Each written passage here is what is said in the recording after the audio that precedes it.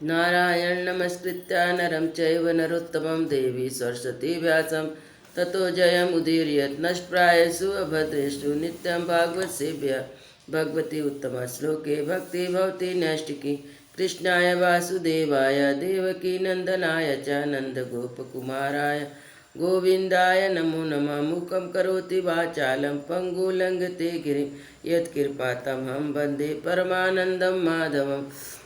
श्रीमद् भागवत महापुराण पंचम स्कंद अध्याय 6।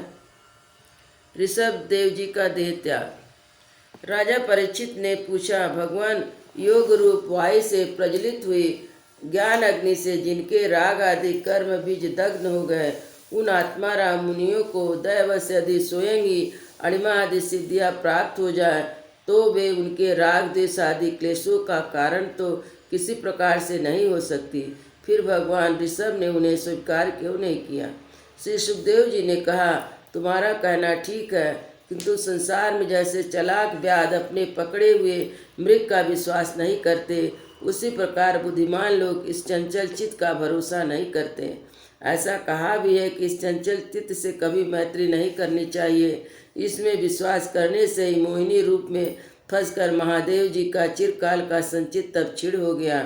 जैसे व्यभिचारिणी स्त्री जार पुरुषों को अवकाश देकर उनके द्वारा अपने में विश्वास रखने वाले पति का वध करा देती है, उसी प्रकार जो लोग मन पर विश्वास करते हैं उनका मन काम और उसके साथी क्रोध आदि शत्रुओं को आक्रमण करने का अवसर देकर उन्हें नष्ट भ्रष्ट कर देता है।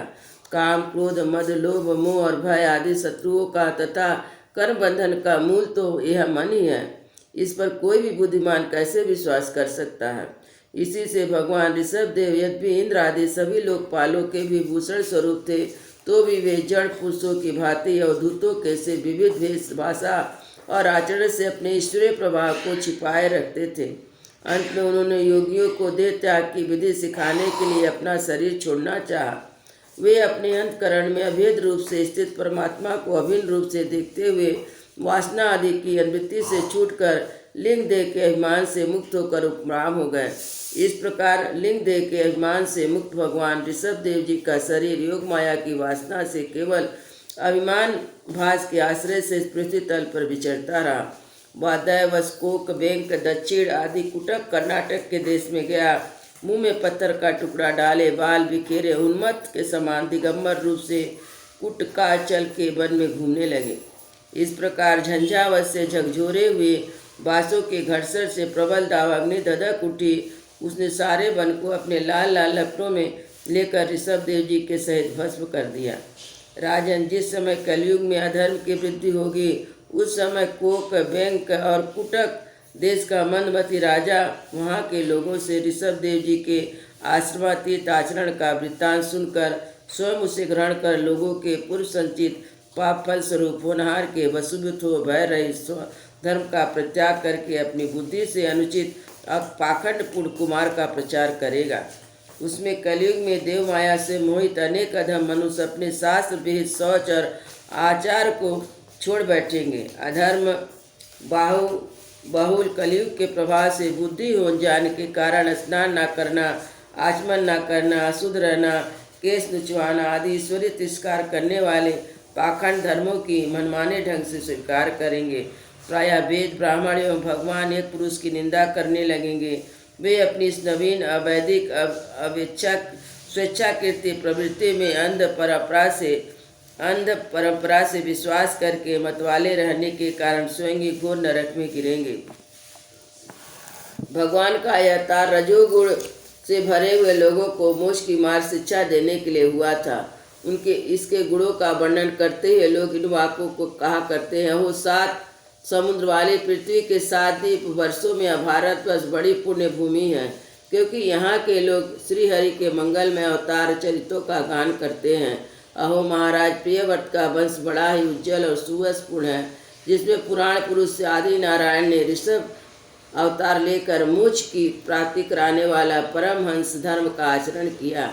अहो, इस जन्म रहित भगवान ऋषभ देव के मार्ग पर कोई दूसरा योगी मन से भी कैसे चल सकता है, क्योंकि योगी लोग जिन योग सिद्धि के लिए ललायित होकर निरंतर प्रयत्न करते रहते हैं, उन्हें उन्होंने अपने आप प्राप्त होने पर भी असत समझकर त्याग दिया था। राजन, इस प्रकार संपूर्ण वेद, लोक, देवता, ब्राह्मण, गहुए के परम गुरु भगवान ऋषभ देव का विशुद्ध चरित्र मैंने तुम्हें सुनाया। यह मनुष्यों के समस्त पापों को हरने वाला है। जो मनुष्य इस परम मंगलमय पवित्र चरित्र को एकाचित से श्रद्धापूर्वक निरंतर सुनते या सुनाते हैं, उन दोनों की भगवान वासुदेव में अनन्य भक्ति हो जाती है।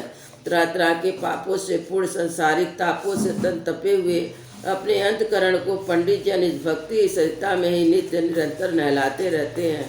इससे उन्हें जो परम शांति मिलती वह इतनी आनंदमयी होती है कि वे लोग उनके सामने अपने आप प्राप्त हुए मोक्ष रूप परम पुरुषार्थ का भी आदर नहीं करते। भगवान के निर्जन हो जाने से ही उनके समस्त पुरुषार्थ सिद्ध हो जाते हैं। राजन, भगवान श्री कृष्ण स्वयं पांडव लोगों के और यदुवंशियों के रक्षक, गुरु, इष्ट और सुहृद, कुलपति, यहाँ तक कि वे कभी कभी आज्ञाकारी सेवक भी बन जाते थे। इसी प्रकार भगवान दूसरे भक्तों के भी अनेक कार्य कर सकते हैं, उन्हें मुक्ति भी देते हैं, परंतु मुक्ति से भी जो बढ़कर भक्ति योग उसे सहज नहीं देते। निरंतर विषय भोगों की अभिलाषा करने के कारण अपने वास्तविक से चिरकाल तक बेसुध हुए लोगों को, जिन्होंने करुणावश निर्भय आत्मलोक का उपदेश दिया और जो स्वयं निरंतर अनुभव होने वाले आत्मस्वरूप की प्राप्ति से सब प्रकार की तृष्णाओं से मुक्त थे, उन भगवान ऋषभ देव को नमस्कार है। वृंदावन बिहारी लाल की जय। अयोध्या श्री राम लला की जय। गुरु महाराज